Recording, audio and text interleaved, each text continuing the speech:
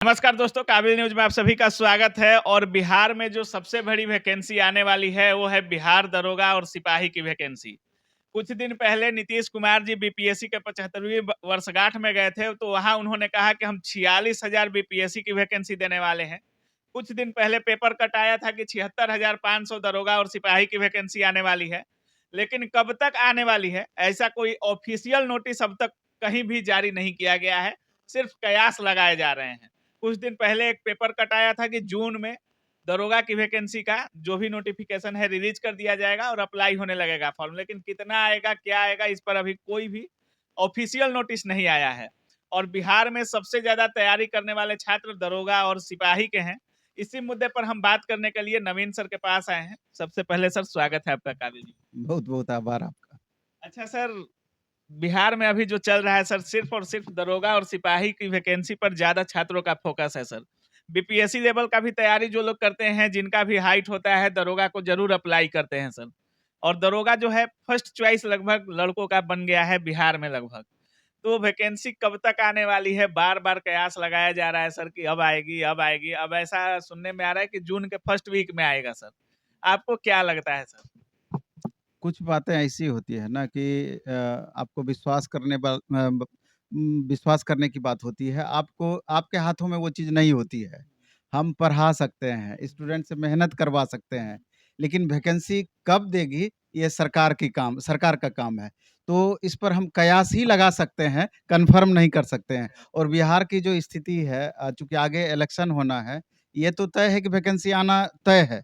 लेकिन कितना ये इलेक्शन के करीब पहुँचा के वैकेंसी देगी, या जो निर्धारित समय पिछले 1 साल से 1.5 साल से हो रहा है कि अब वैकेंसी आएगी, अब वैकेंसी आएगी। तो लेकिन पिछले कुछ दिन पहले पूरा एकदम डिटेल में हाइलाइटेड इसको करके बताया गया कि जून में वैकेंसी आएगी। तो आप मान सकते हैं कि जून में वैकेंसी दे सकती है। लेकिन ये चीज़ हुआ है कि अगर कंपैरेटिवली देखते हैं, तो जैसे पिछला बिहार एसएससी प्लस 2 लेवल 2014 की बात करें, 7-8 साल लग गया उसका पूरा प्रोसेस में। फिर ग्रेजुएट लेवल का भी जो था वैकेंसी, उसमें भी बहुत टाइम लगा। लेकिन हाल के दिनों में बिहार का जितना भी एग्ज़ाम हो रहा है, तो एक तो टाइम फ्रेम जो है वो सुनिश्चित तरीके से, बेहतर तरीके से उसको मेंटेन किया जा रहा है। और पारदर्शिता का जहाँ तक सवाल है, तो कुछ एग्ज़ाम में पारदर्शिता कायम रह पा रहा है, और कुछ में चाह करके भी नहीं हो पा रहा है। अभी उदाहरण सीधा है बिहार एसएससी, जो कुछ दिन पहले एग्ज़ाम हुआ है। बीपीएससी का पारदर्शिता रहा। तो ये सब चंद प्रश्न हैं। तो मेरा ये कहना है कि आपको जो गवर्नमेंट कह रही है, उन बातों पर फ़ेथ करना होगा। और छात्रों के लिए तो ये होना चाहिए कि उनको, सब छात्रों को पता है कि वैकेंसी कभी भी दी जा सकती है। जून की बात बोली गई है, जून अथवा जुलाई में वैकेंसी निश्चित रूप से आएगी। तो चूँकि बिहार दरोगा का जो पैटर्न है, जो सिलेबस है, और सबसे बड़ी बात है कि जिस तरीके से कॉम्पिटिशन लेवल लगातार बढ़ रहा है, तो 2200 2100 2200 के करीब वैकेंसी आती है। और फॉर्म भरने वाले बच्चों की संख्या में लगातार दिन-ब-दिन वृद्धि होती चली जा रही है। और महिलाओं को भी जो 35% रिज़र्वेशन था, आप देखेंगे कि पिछला 4 बार वैकेंसी का अगर आप अध्ययन करते हैं, तो किस तरीके से लगातार महिलाओं का भी कट ऑफ लगातार बढ़ रहा है। चूँकि महिला जागरूकता निश्चित रूप से नीतीश कुमार के टाइम में हुआ है, 35% रिज़र्वेशन का बहुत सारा कमाल देखने को मिला है। तो ये अच्छी पहल है और अच्छी बात है। और चूँकि अभी हम देखते हैं पटना में ही कि कितनी सारी गर्ल्स कैंडिडेट अब गाँव से आकर के लगातार लाइब्रेरी सब जॉइन करती है, लगातार मेहनत करती है। और आप अभी चले जाएँ गांधी मैदान में चले जाएँ, या फिर पटना कॉलेज फील्ड चले जाएँ, या इस तरह का जहाँ भी सार्वजनिक स्थल है, तो अच्छी खासी ग्रुप में बच्चे एक साथ रह कर के डेली सेट मारते हैं। और लॉज वगैरह में भी लगातार बच्चे 8-10 बच्चे का ग्रुप बना करके प्रैक्टिस करते रहते हैं। तो कहीं न कहीं ये चीज़ है कि आपका कॉम्पिटिशन लेवल लगातार इन सब कारणों से भी वृद्धि होता चला जाएगा। ये कहीं न कहीं स्टूडेंट की जागरूकता का परिचायक है। इसलिए छात्रों को चाहिए कि पहले तो क्वेश्चन बैंक की मदद से क्वेश्चन का ट्रेंड का एनालिसिस करें। और उसके बाद उस हिसाब से सब्जेक्ट को वरीयता देते हुए, अब जैसे हिस्ट्री से ज़्यादा क्वेश्चन पूछना है, ज्योग्राफी से ज़्यादा क्वेश्चन पूछना है, साइंस से ठीक-ठाक क्वेश्चन रहता है, पॉलिटिक्स रहता है, तो उसका स्टडी करके उस हिसाब से अपने मेहनत का, या मेहनत जो करेंगे सब्जेक्ट वाइज़, उसका डिस्ट्रीब्यूशन करें, उस हिसाब से बनाएँ। और अधिक से अधिक सेट का भी प्रैक्टिस करें, जिससे कि आपको पता चल जाए कि तुलनात्मक रूप से ख़ास करके वैसे जगहों पर जहाँ की अधिक से अधिक संख्या में विद्यार्थी एक साथ टेस्ट देते हैं। 1500 बच्चे कहीं टेस्ट एक साथ दे रहे हैं, तो उनको कंपैरिज़न करने का मौका मिलता है कि तुलनात्मक रूप से इतने बच्चों के बीच हमारा क्या परफ़ॉर्मेंस है। जब वही 1000, 1500, 2000 बच्चों के बीच बहुत अच्छा परफ़ॉर्मेंस नहीं रहेगा, तो क्या उम्मीद करते हैं कि जहाँ लाखों की संख्या में बच्चे फ़ॉर्म भरेंगे, 1 मिलियन से ज़्यादा बच्चे फ़ॉर्म भरेंगे, तो वहाँ हमारा रिज़ल्ट हो जाएगा, कतई संभव नहीं है। दूसरा कि टेस्ट के मदद से हमेशा ये चीज़ पता चलते रहता है कि आपका कमज़ोर पक्ष कौन-सा है, कमज़ोर सब्जेक्ट कौन-सा है, कमज़ोर टॉपिक कौन-सा है, तो उसको इम्प्रूव करके और खुद को बेहतर बना सकते हैं और अच्छे मार्क्स के लिए प्रेरित हो सकते सर, हैं। दरोगा में तो अधिकतर जीएस सेक्शन जो है पीटी में, जीएस का सेक्शन थोड़ा ज़्यादा रहता है और मैथ, रीजनिंग लगभग और इंग्लिश 10-15 क्वेश्चन के अंदर सिमट जाता है। लेकिन एक और सेक्शन है सर करंट अफेयर्स। इसका भी जो सेशन है थोड़ा बढ़ा दिया गया है, किसी एग्ज़ाम में 10-15 किसी में 25-20 के आसपास भी पूछ रहा है।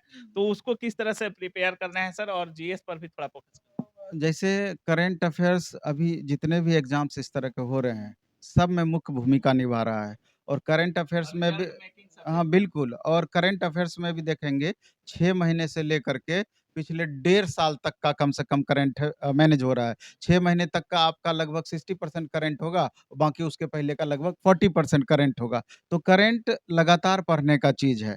ऑथेंटिक करंट अफ़ेयर्स का कोई वैसा बुक जिससे कि लगातार स्टडी किया जाए। प्लेटफ़ॉर्म का भी रुक्मिणी पब्लिकेशन का अभी जो बुक आ रहा है, उसमें वार्षिकांक, मंथली और सब इसी को ध्यान में रख के दरोगा के वैकेंसी को भी ध्यान में रख कर के उसमें सारा मैटर दिया जा रहा है। तो बच्चे एक बार पहले उस बुक को देख लें, उसके मैटर कंटेंट को देख लें, उसके बाद मन होगा तो उसको ले सकते हैं। और मार्केट में भी कई सारे ऐसे बुक हैं, ऑथेंटिक बुक हैं, जिसमें कि एक बेहतर तरीके से दिया जा रहा है। तो मेरे ख्याल से करंट अफ़ेयर्स पिछले डेढ़ साल का लेकर के लगातार पढ़ें और उसको थोड़ा-सा उसमें बाँट लें कि किस-किस सेक्शन से ज़्यादा क्वेश्चन पूछा जा रहा है और तैयारी करने में मदद मिलेगी और आपस में जो ग्रुप डिस्कशन वगैरह करते हैं, तो उससे और ज़्यादा डिस्कशन किया हुआ चीज़ याद अच्छा, रहता है। खुद में कितने लड़कों का डिस्कशन होना चाहिए सर? मतलब मैक्सिमम कितने लड़के एक साथ डिस्कशन करना चाहिए सर? इसका तो कोई उस तरह का लिमिट नहीं है। 4-5 बच्चे भी आपस में ग्रुप बना कर के करते हैं और जहाँ ऐसा देखा जाता है कि मतलब बहुत ज़्यादा 25-30 लड़के करते हैं, कहीं 50 लड़के करते हैं और कहीं 2-4-5 बैठ के करते हैं, तो फ़ायदा ज़्यादा किससे होता है सर? निर्भर इस बात पे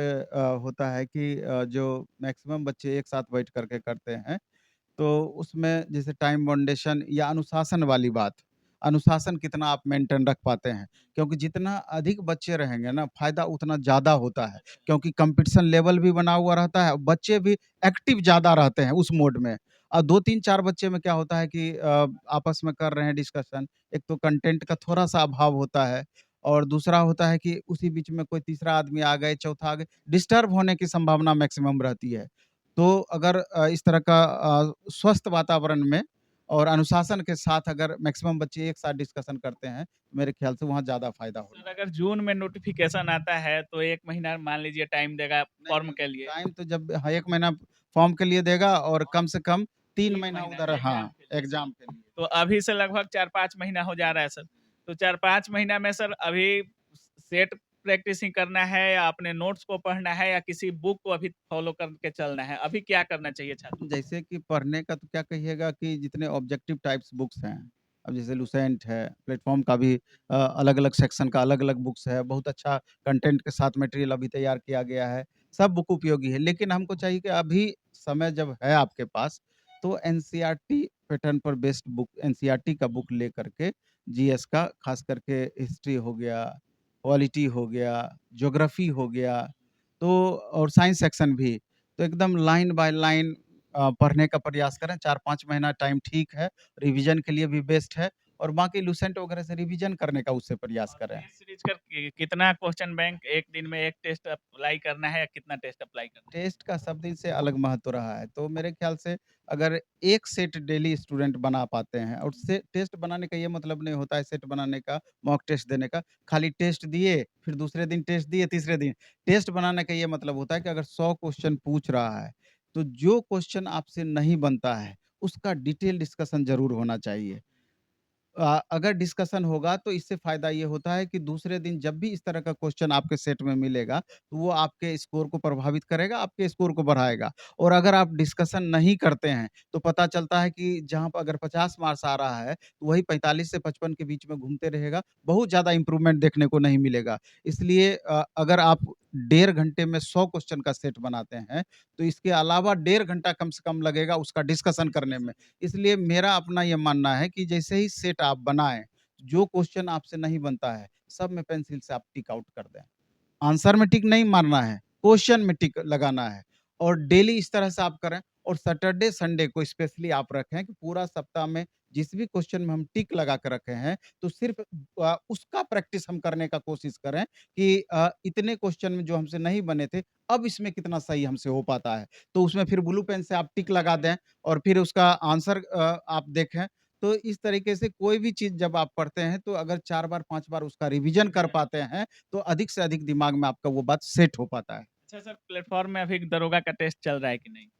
दरोगा का टेस्ट अभी सप्ताह में 2 दिन प्रत्येक बुधवार और शुक्रवार को चलता है। चलता है ये टेस्ट। अच्छा सर, प्लेटफ़ॉर्म जो कोचिंग है सर आपका, टेस्ट के लिए अधिकतर जाना जाता है। सा चाहे रेलवे का टेस्ट हो या बिहार एसएससी का टेस्ट हो, काफ़ी आपके पास जगह नहीं रहता है कि आप छात्रों को बैठा पाएँ। तो दरोगा का जो टेस्ट है सर, जो चल रहा है टेस्ट, एक एनालिसिस के लिए सर, जो भी एवरेज कितना नंबर छात्र अभी 100 क्वेश्चन का टेस्ट में कितना नंबर ला पाते हैं एवरेज स्टूडेंट्स? देखिए एवरेज तो ऐसे नहीं पता चलेगा। इसमें ये देखना होगा जैसे क्वेश्चन का जैसे ही हम लेवल थोड़ा ज़्यादा कर देंगे, तो कट ऑफ कम हो जाएगा। लेवल थोड़ा कम करेंगे तो कट ऑफ भाग जाएगा। लेकिन एग्ज़ाम लेवल एवरेज का जब देते हैं तब की हाँ, बात कर रहे हैं। तब की बात है कि जैसे 75, 76 अच्छा, 100 में से मैक्सिमम बच्चे यहाँ टॉपर को रहता है। अच्छा। हालाँकि देखा जाए तो प्लेटफ़ॉर्म का जब भी हम कोई भी टेस्ट लेते हैं, तो जिस तरह का क्वेश्चन का पैटर्न होता है, उससे 10 टू 20% क्वेश्चन हम टफ डालते हैं सब दिन से हर एग्ज़ाम में। जिससे कि यहाँ पर बच्चे जब टेस्ट देके एग्ज़ाम देने के लिए जाएँ, तो यहाँ से उसको कम्फ़र्ट फ़ील करें। और यहाँ एक्चुअल जितना मार्क्स आ रहा है ग 100% गारंटी है कि 15 से 20% एग्ज़ाम में उसको ज़्यादा मार्क्स आएगा। मतलब एग्ज़ाम से भी 10-20% अधिक टफ रखते हैं आप। निश्चित रूप से। और फिर भी 75 तक लड़के क्रॉस कर जा हाँ, रहे हैं। हाँ, तो उसमें सारे बच्चे तो नहीं अब 75 क्रॉस करने वाले बच्चों की संख्या एकदम गिना-चुना होता है। अच्छा, अच्छा। 2, 3, 4 लेकिन एवरेज एवरेज बच्चे 60% से ऊपर 60%। हाँ।